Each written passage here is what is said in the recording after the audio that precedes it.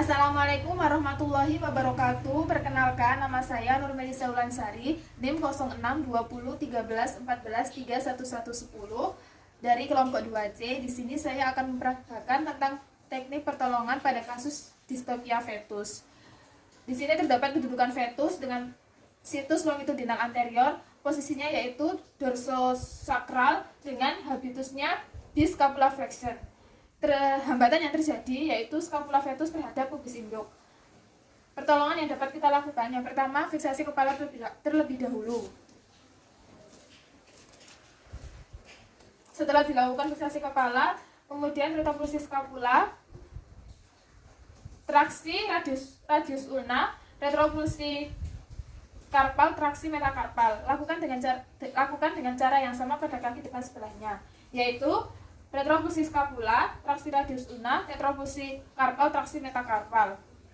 Lakukan diagnosa hidup atau mati dengan cara melihat refleks pada bola mata, melihat refleks menghisap, dan merasakan refleks pedal jantung. Kemudian lakukan penarikan paksa dengan tenaga 4 orang dewasa. Untuk kasus yang kedua ini, yaitu ada kaki fetus yang keluar dari tubuh induk. Di sini ada dua kemungkinan, yaitu fetus dengan posisi longitudinal anterior atau fetus dengan posisi longitudinal posterior. Untuk fetus dengan posisi seperti ini, yaitu kedudukan fetus situs longitudinal anterior, posisinya yaitu dorsal pubis dengan bisa jadi kepalanya normal atau ada vertex cephalocervicalis. Untuk kasus seperti ini, kita lakukan fiksasi pada kedua kaki depan terlebih dahulu.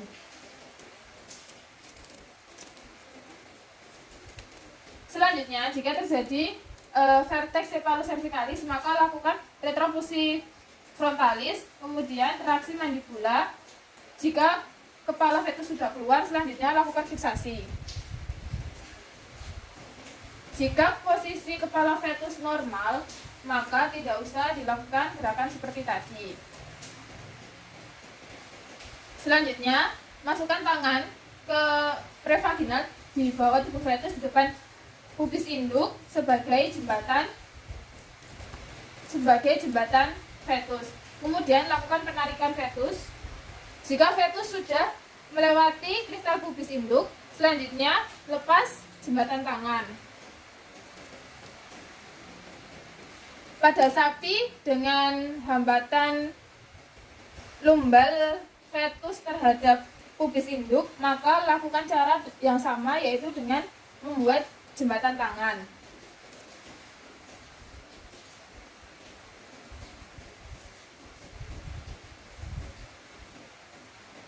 Selanjutnya, fetus ditarik ke arah caudo-dorsal, kemudian lakukan diagnosa hidup atau mati.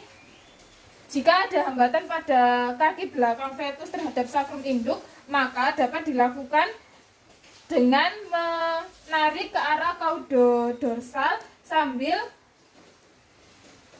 menekan kaki belakang fetus.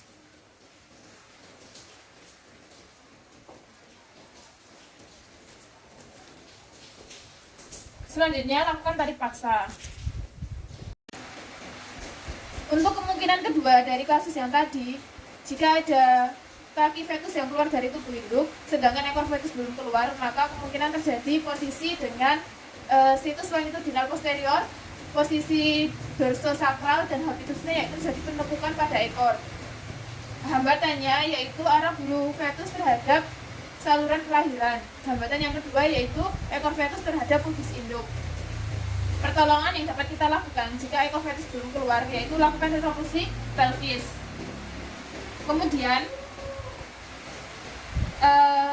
traksi ekor fetus dan lakukan fiksasi pada ekor fetus.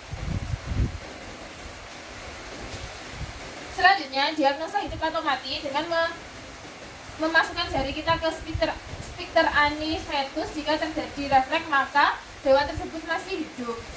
Selanjutnya, lakukan tarik paksa.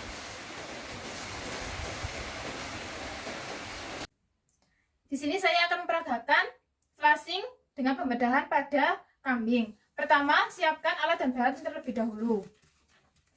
Gunakan glove steril. untuk melakukan pembedahan pada kambing. Kemudian lakukan anestesi umum pada kambing. Selanjutnya, cukur bulu yang akan dilakukan insisi.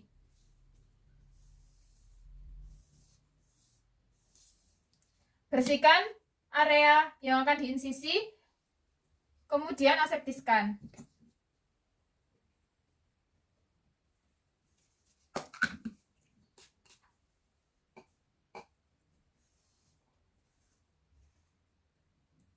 Selanjutnya, lakukan insisi lapis demi lapis. Mulai dari kulit, fasia, hingga muskulus. Selanjutnya, jangkau uterus untuk melakukan flashing. Flashing dilakukan pada kornua uteri atau tuba falopii, tergantung pada embrio yang ingin kita ambil. Masukkan jarum dan kanula ditusukkan ke uterotubal junction.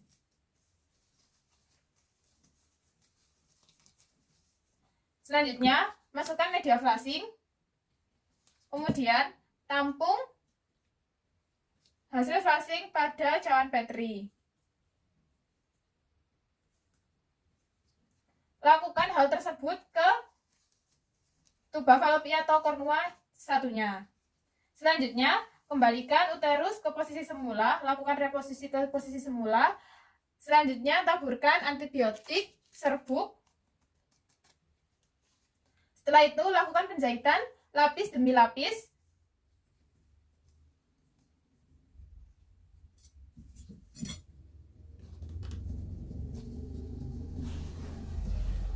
Lakukan penutupan luka dengan jahitan yang bagus, kemudian tambahkan antibiotik kembali. Selanjutnya dilakukan perban, kemudian lakukan injeksi antibiotik untuk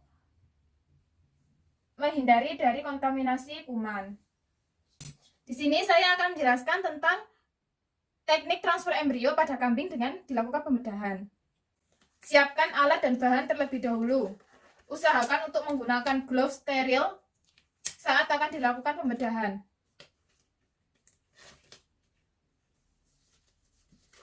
Berikan anestesi umum pada kambing yang akan dilakukan transfer embrio.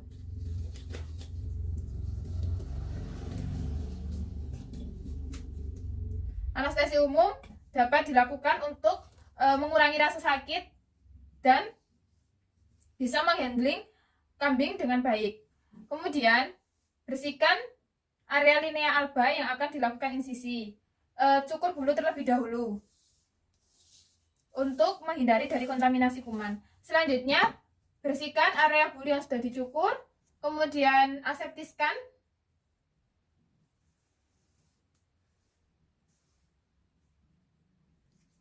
Setelah itu, lakukan insisi lapis demi lapis mulai dari kulit, fasia, hingga muskulus.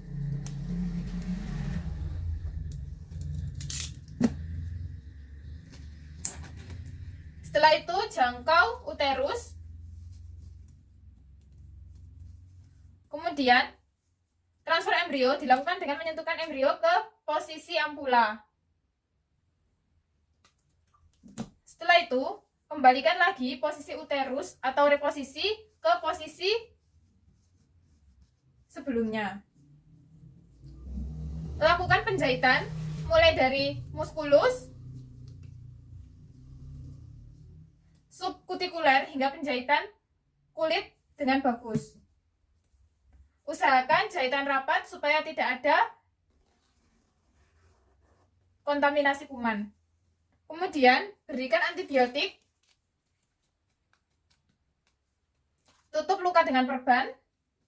Selanjutnya, dapat diberikan terapi antibiotik untuk menghindari dari kuman. Kemudian, lakukan edukasi kepada peternak mengenai perawatan luka dan manajemen kebersihan kandang.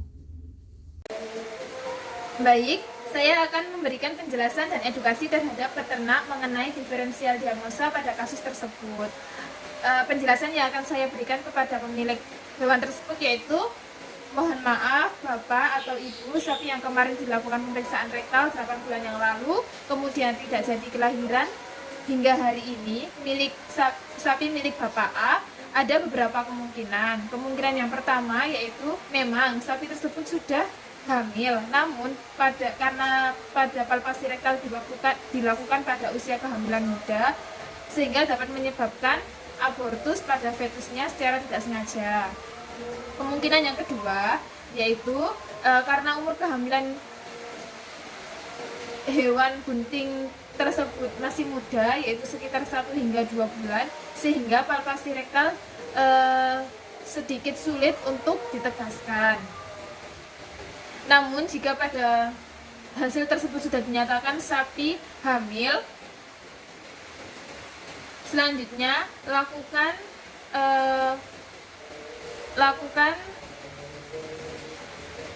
pengawasan terhadap timbul kembalinya birahi tersebut. Jika sapi tersebut tidak menunjukkan birahi kembali, ya mungkin dinyatakan sapi tersebut bunting. Namun apabila sapi tersebut kembali birahi, maka bisa dikatakan bahwa sapi tersebut belum hamil. Ciri-ciri birahi yang dapat dilihat biasanya yaitu terkenal dengan 3A pada kondisi vulva, yaitu abang, aboh, anget. Abang, aboh, anget terlihat pada vulva. Kemudian jika didapatkan lendir transparan pada daerah vulva atau ekor atau pantat, itu juga merupakan ciri-ciri dari tanda-tanda birahi. Gejala selanjutnya yaitu biasanya ekor diangkat. Jika semua gejala birahi telah terjadi, segera lapor ke inseminator atau dokter hewan untuk dilakukan penyuntikan inseminasi buatan kembali atau IB.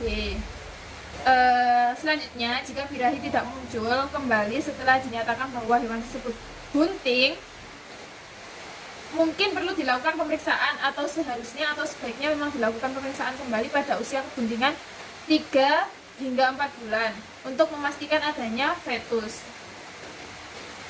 Selain itu, pada hewan yang bunting diharapkan dilakukan pemeriksaan kesehatan secara rutin pada induk bunting untuk meminimalisir atau menjaga kesehatan hewan dari kasus terjadinya distonia atau kesulitan melahirkan. Sekian informasi dari saya. Mohon maaf apabila ada salah atau kata.